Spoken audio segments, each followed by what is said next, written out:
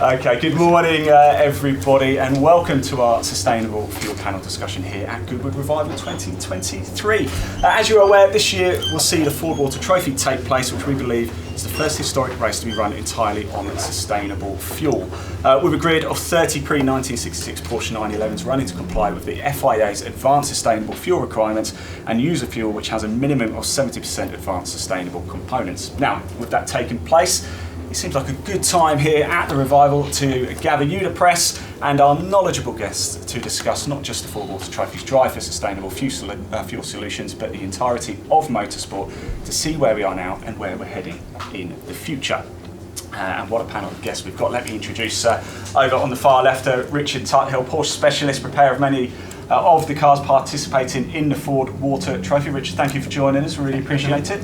In the middle, Anders Hildebrand, owner of Anglo-American Oil Company involved in developing and mixing sustainable fuels. And just to my left here, Emmanuel Pirot, a Le Mans winner racing at the Goodwood Revival, as you can probably tell this weekend, and member of the FIA Drivers Commission, FIA Circuits Commission, and FIA Historic Motorsport Commission. Thank you for not mentioning that I won twice with the diesel car in Le Mans.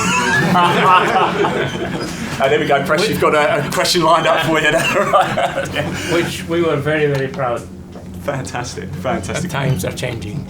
Yeah, times are changing. And talking of changing times, Richard, let's just start with you, if we may. Obviously, you prepared a number of these Porsche 911s. But we had a quick chat outside, didn't we, actually? And have there been many challenges faced with you in the adaptation of the cars? Is there anything different that you've had to do in the setup for the Fordwater Trophy?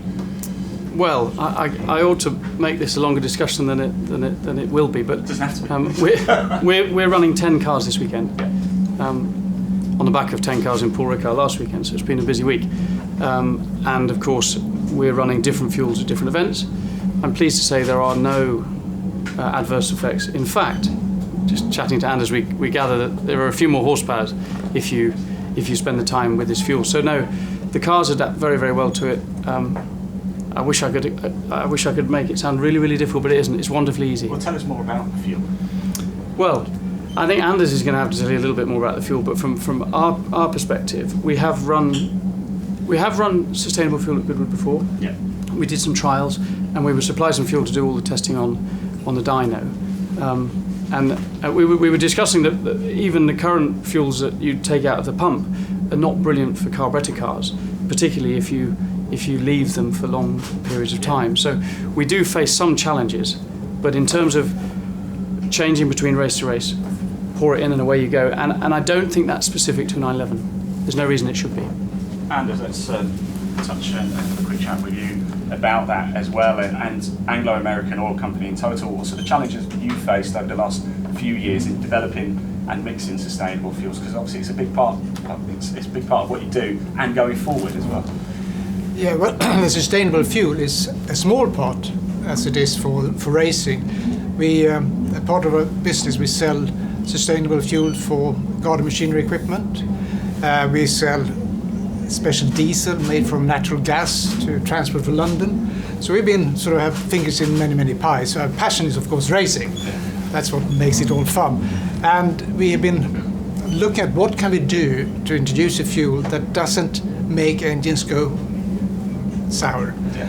Carburetor gets eaten, etc. Because as Richard said, there's a big problem now if you have your classic vehicle, classic bikes, or even sort of lawnmowers and chainsaws, so you put normal fuel in it with biocomponents, 5%, 10% as it is now.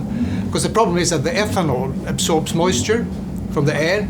It becomes acidic because of the formation of bacteria called Acetobacter, and that aggressively attack all the metals in the fuel system, which destroys these old cars. Modern cars after 2000, mid-2000, not a problem, but old vehicles are suffering massively.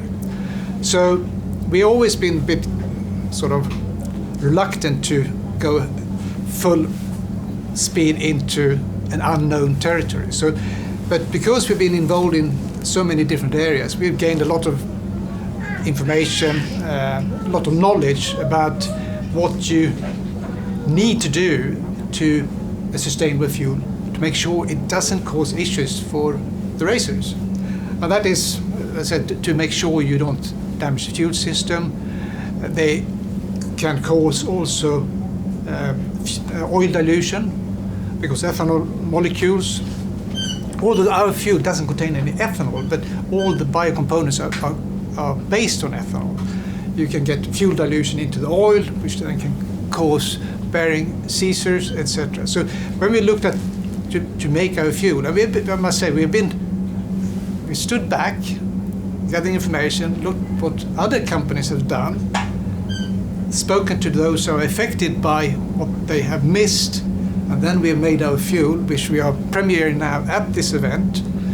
And I'm very, very pleased, because out of the box, bang on, we have all the right ingredients to stop anything nastiness happening. And as Richard said, it gave more power.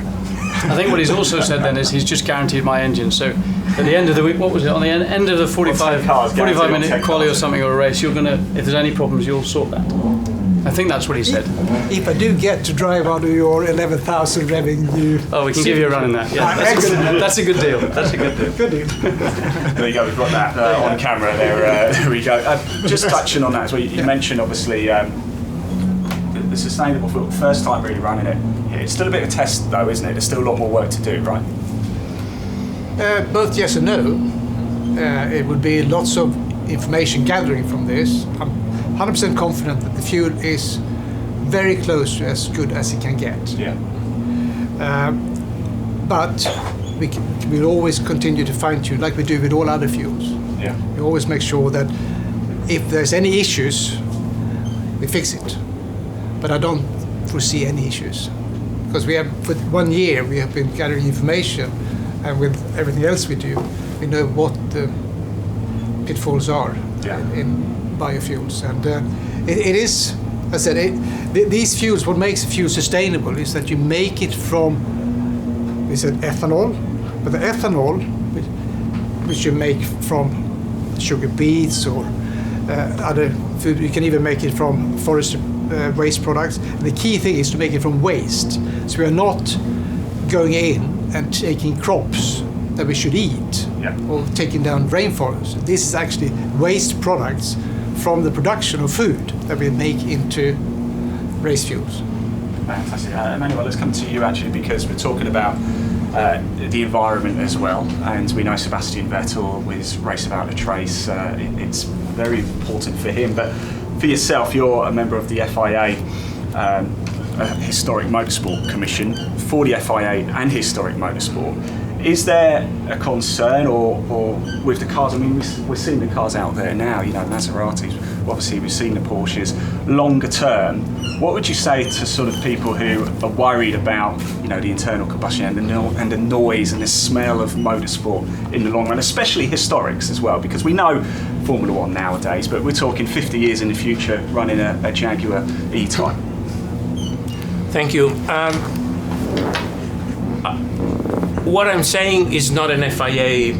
All I'm saying it's what I think and not what FIA thinks. Just to be sure, because it's a rather delicate topic, and sometimes emotions and facts are quite far away, and sometimes reactions to things are bigger than they should be.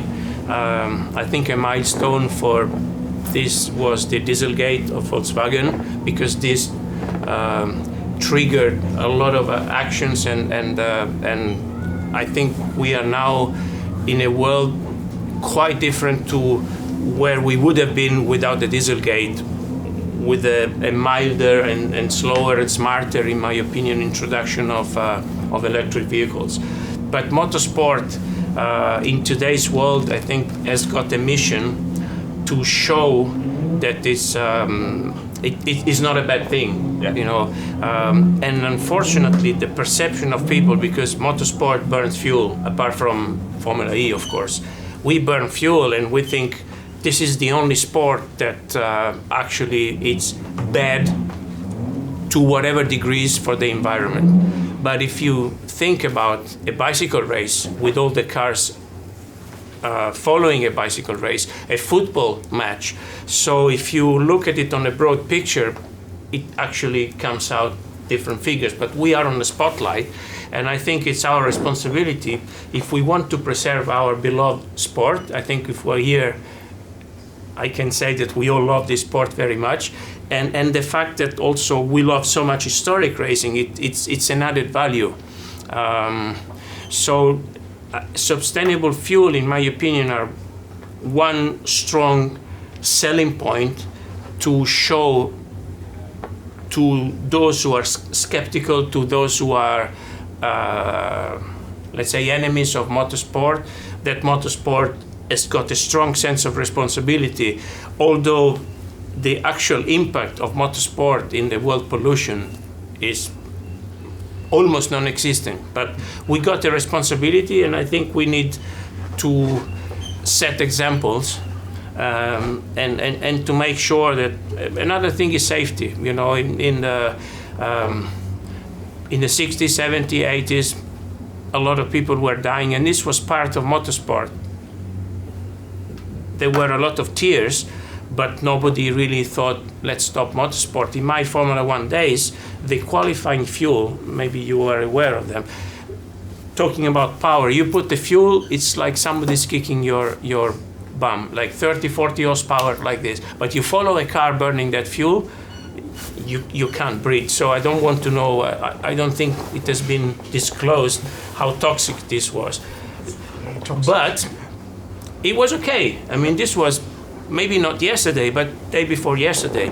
Fortunately, the perception has changed, and I think really what motorsport is doing it's really good, because we are showing the world that we can do car racing in a good way.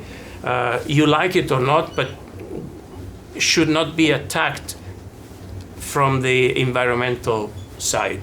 I'm happy. You don't like motorsport? That's good, you know. But if you want to attack motorsport because it's not sustainable, I think you need a very good lawyer to bring up this case, because I think motorsport is doing well. I think you can always do better, like the fuel.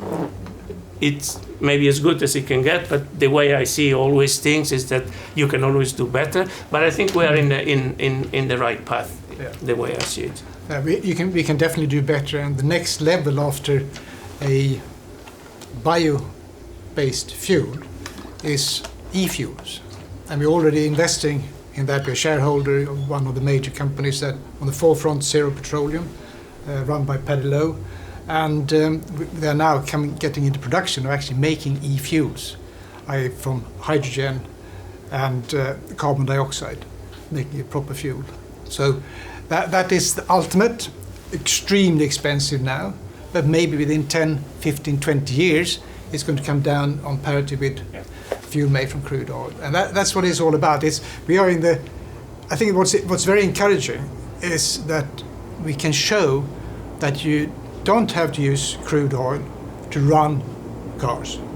We can use other things.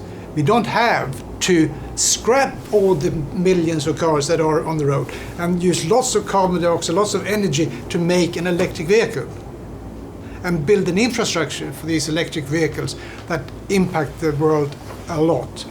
It's much easier to make a fuel so we can put in the cars that has already had the carbon footprint sorted, and we can enjoy driving cars that makes noises and are engaging to drive. I'm sorry, I'm a bit passionate about cars, but you see, it's sort of, there's a lot of people think, oh, we go that route and we scrap everything else and we make new things and we have zero tailpipe emissions, but all the rest that comes with it. So electric vehicles has their place, centers, town centers, but having the best would be to actually make a fuel that doesn't impact the environment. And this is the first step. And we have many steps to go. And the ultimate is to make fuel from capturing carbon. Yeah. So, that's where we're going towards. Well, let me ask you, I'd like all of your opinions on this, Richard. I'll start with you, because what we've just said, and when we watch motorsport on TV or we go trackside, sustainability and especially fuel is obviously a big topic, we know about the environment. What we've just been talking about there as well, Emmanuel, does motorsport perhaps not get enough credit then for what it's actually doing? Certainly, Goodwood's been a big part of it as well. Last year, the Duke of Richmond used zero Sin 95 synthetic petrol in his bike, and we're seeing obviously what we've got here at the Revival. We had things last year, we've got things coming up as well. Based on, I think 20% of the cars going up the hill actually at Festival of Speed use some sort of synthetic fuel. So does motorsport get a bit of an unfair tag then? Because it seems to be doing more than most. I'm involved in a few other sports. You mentioned football. I have one idea for environment. Go on then. If we would go down the hill, it would be a lot less instead of uphill, you know.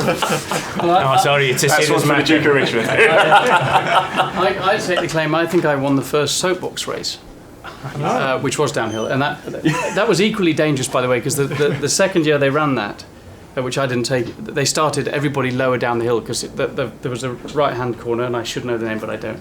But yeah, there were a few problems even going downhill with no engines.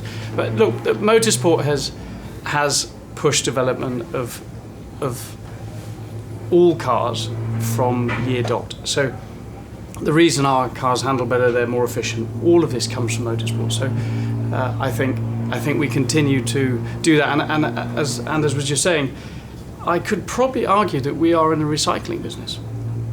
So yes, Dieselgate was a moment for the politicians to jump on it, but actually, in many ways, unfairly so. And all these cars that we're driving around in have been here much longer than most of us. So, for those reasons, we should encourage the use of them, and we shouldn't be throwing things away. I think that the use of tyres needs looking at. I'm a firm believer in using less tyres for motorsport weekends. If you give a racing driver an option to have 10 sets of tyres, he will always take 10 sets of tyres. But if you give him an option to have 4, and they're all black and round. But these things are down to the rule maker. Exactly, but I think they have to understand that we must keep the costs, we must be responsible, and this is all happening. With you. The Porsche race, in theory, will be 30 plus identical cars. Now, no car is identical, but they're very, very close. And we race all over Europe in the 2 litre Cup. And it took me 3 years to get the series to only allow us to use 5 tyres for a weekend, which is more than enough. But at the beginning, people had 15, 20 tyres, qualifying tyres. Yeah. I mean, just ridiculous for historic motorsport. So I think fuel is a great thing. We can also work with tyre manufacturers, but there's no reason why these wonderful things shouldn't be around a lot longer. And I think I think motorsport has an awful lot to do with making the world a more efficient place. Especially for you, Anders, as well, because we know the government scheme from 2030 to ban obviously the sale of new petrol and diesel vehicles.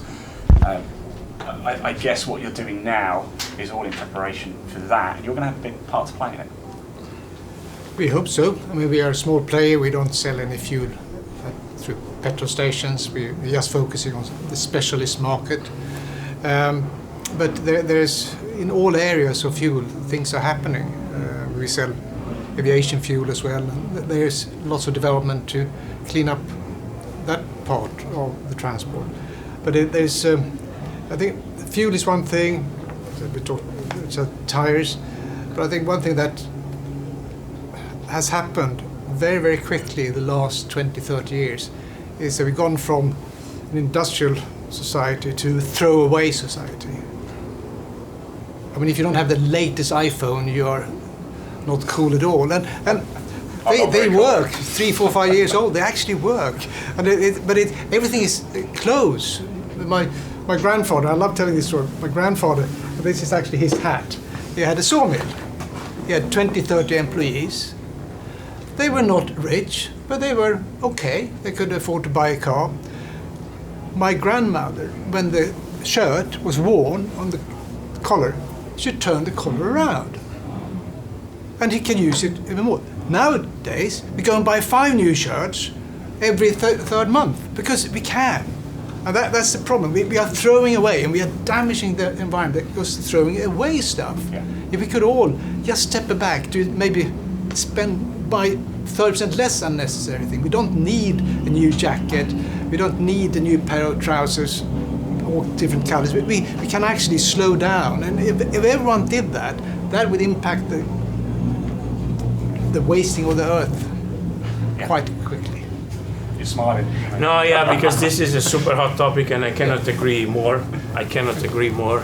And unfortunately, it's not for here, but economical interests, they clash big time with the environment. So I am a very, what is a contrary of hypocrite? I'm a very honest person, and sometimes, you know, I smile when I see that people are looking at the small thing in the eye, and I don't look at the big trunk, which is what is happening now. So I cannot agree more, and I can only see big things happening if the whole world would stop competing against each other and start really thinking seriously, because, you know, we were brought up paying attention to, you know, to turn the lights off and to use an economical washing machine and refrigerator, and we were happy, more or less everybody was happy to do so. Then you go to the Far East and see this incredible amount of energy, and you ask yourself, you know, all the good feeling that I had so far of being a good person for the environment, was it worth it? I mean, what am I doing here? Since I was a kid, for instance, sometimes I tend to look ahead, and we were, of course, the waste, and I always thought, but this waste, you know, we put one waste bag a day, and so all the other families, where do they go? I was imagining a big mountain growing, and at one stage it would explode, and this is another big topic, but not for today. But we can do a lot more. Well, we must get another press conference. I come from Rome, and we say Rome was not built in one day. And it's like when you do charity, you know, you think, okay, I give 10 or £1. If I do, if I don't do, it doesn't matter. But it does matter. But if everybody thinks the same, it does matter. Yeah. We'll open the floor very shortly. Just before we do, Richard, how important is it then for events like Goodwood Revival and Festival of Speed, of course, to embrace sustainable fuels like it's done and help get the message out? Hugely. I mean, the events here at Goodwood are the best in the world. I think we can all agree on that, and that it's a spotlight for all things automotive and more, given we're surrounded by wonderful aeroplanes here. So no, it's super important, and by taking the lead, it helps us all. It's a really important thing. Same question, really, Anders. Yeah, I fully agree. You have to make a statement, you have to sort of push boundaries and prove that it can be done. Yeah, you can tell we're after some sound bites there. Right, we'll open up the floor to the press. So, has anybody got any questions? Gentleman here, white tie. Hi, John Markov from Driven Chat podcast. Just wanted to get your views, given that we as the motoring press have quite a educated and quite a well-informed audience. Perhaps the general motorist knows that the big golden bullet is not EVs. We know that there are many negatives that come with the positives of reducing tailpipe emissions from an EV. I feel like where we're struggling though is trying to educate the wider market of people that aren't necessarily petrol heads, avid car lovers. What do we, the press, need to do to help explain and simplify the fact that synthetic fuels and e-fuels could be a fantastic, if not better, alternative solution to the future of exclusive EV? Would you like? That might be quite a good one for you if you're involved with the FIA. Now, my personal point of view is that I struggle to believe to anything I read, because almost everything which has been written or said, it's to support a certain opinion. So I think if you want to be credible, a good way would be to start talking in a balanced way. Like, you know, politicians, I'm against you, all I say is against you, all you say is against me.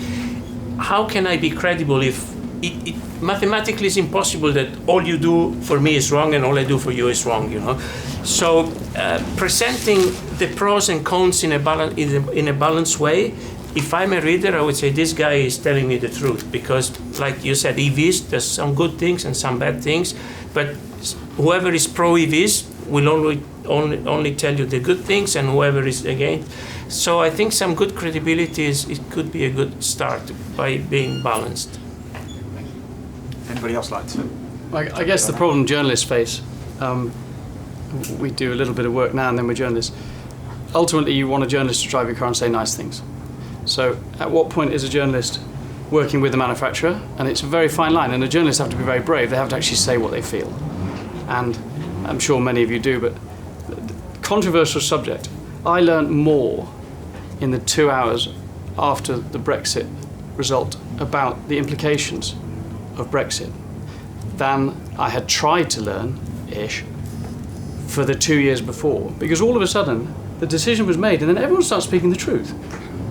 And here we are as a country being asked to vote on a pretty serious topic, and I learned more in 2 hours than I had the last 2 years. So we are driven by media and politics. We have to be very careful of it, and you guys, definitely in the car world, speak your mind and don't be afraid if you don't get invited back. Thank you. Simon Hutler from Classic Sports Car. You've made some excellent points, and I wholeheartedly agree with virtually everything you've said. But playing devil's advocate here, obviously what we're up against, in a way, is the global car industry. And Carlos Tavaris, the CEO of Stellantis, which obviously looks after about 14 brands, so is a major player, has said, and I think other industry heads have pretty much aligned with this, that there can be no distraction from electrification. So this was in response to questions posed to him about sustainable fuels and synthetic fuels as well, and he just blew it out of the window. He said that cannot be a factor, because, and you can kind of see his point of view from a manufacturer's point of view. They can't afford to diversify. They have to go in one direction, or they have to go along another direction. You know, they can't afford to do anything other than electrification at the moment, because it's being mandated politically across, you know, all sorts of markets, ours included. So that's the challenge. So what would you say in response to if Tavaris was with you now and he listened to this, and he's a petrol head, by the way? Are you sure this is not demagogy? You sure this is not demagogy? No, absolutely not. No, Okay. no, this is very much from the horse's mouth. Okay. Well, if you had, I don't know how many cars are on the earth, but let's say it's 200 million cars, whatever, and electric vehicles are maybe 5-10%. And as a manufacturer, if you can quickly swap all those other hundreds of millions of cars to electric vehicles, as a manufacturer, that's great, isn't it? So if I was his shoes, I would probably say the same thing, because you can sell stuff, and that's what his task is, to sell products. It would be far worse for him if they now taking the electric route to preserve these cars and put another type of product in it. So, A little bit of demagogy. Yeah. But it was already said earlier that the decision was made overnight based on Dieselgate, and it was a perfect political weapon just to go, right, we're going to change. Yeah. But I guess it was made far too quickly, and we're now finding out the reality. Exactly. So of course he's going to want to sell them. They're all geared up to do it, but he needs to maintain his other avenues as well, I'm sure, because I think it's a brilliant stepping stone, and it's making us all think that ultimately, the day we all plug into electricity, we won't have any lights in this room. So if he's a petrol head, he might be more towing the company line than the personal line. Yeah. Has to. Any other questions? Yes. Elliot Hughes, Magneto magazine. Kind of following on from what's just been said, how far do you think legislators understand the technology, and do you think the ban would have been enacted if they would have known in advance how far the technology's come in just a few short years? well, they already changed in Germany, haven't they? Where they said no petrol cars unless they can be run on sustainable fuel. So they are starting to sort of moderate their decisions, and I'm sure that's going to be the same in England, because it would be stupid not to. That's my opinion. So, but what we also need to realize that all this hooray about electric vehicles is subsidized by the government, by everyone. Everyone that's driving a car, they don't pay any road tax, they don't pay any energy tax, there's no benefit in kind. So there are lots of positives going into that. When they start to take that away, and you see the reality of the cost of having an EV. Like the Brexit. Yeah, like the Brexit. Yeah, what's going to happen? So it's sort of, they've done it so many times. In Sweden, 20 years ago, they said E85. That's the bee's knees. And Volvo and Saab said, "Ooh, we can sell new cars, brilliant, no benefit, no tax, nothing." Sale of E85 went like this, sale of new cars went like this. And the government said, "Ooh, maybe it's coming from ethanol, rainforest, from Brazil, rainforest. Oh, maybe not so good. Maybe we need to start to tax the ethanol again. We start to lose revenue." Today, 2-3% of all the E85 that was sold on the heyday when it was no tax, and the cars had no tax, is now sold. And it's sold because you get more power. Because it's not cheaper to run it now. So I think it should be fair on the tax as well. So. Excellent. Anybody else? Any other questions? Yes. Jesse Billington, Classic Car Weekly. Can we get some clarification on the fuel that's running? So where the carbon elements have come from, sort of what the general sustainability of it is, and equally what the next step or sort of racing fuel is going to be. Where do you see the sort of 100% tipping point being? That's a tricky question, because you have the downside of sustainable fuel is the cost. It's more expensive. And if we rush into it too quickly, we may basically, some sort of amateur racers that race their passion, they might not be able to do it. So we have to, and if we, instead of going hey-ho into this, gradually introduce it, then we can get everyone to follow. And that will have a good impact then. So, but your question regarding sort of sustainability and GVG emissions, etc., it's about 65% less than running normal petrol today. Okay, anybody else? Any final questions? Right, well that about wraps it up. Richard, Anders, Manuel, thank you so much for joining us for this. If you do want to see Richard's cars out on track, there will be. There's a practice session today, isn't there, at 1:45? Yeah. Is that right? Yeah. So, look out. 30-minute session, and there's a number of star names taking part, isn't there? I think Jensen Button's involved, Tom Christensen's involved, Mark Webb is involved, so well worth checking out the Fordwater Trophy. But again, Richard, Anders, Emmanuel, thank you so much for joining us. I really appreciate it. My pleasure. I'm proud of myself for having been diplomatic, because well, let's start again then. Thank you. I'm getting old. Thank you for listening. And thank you for attending. Thank you.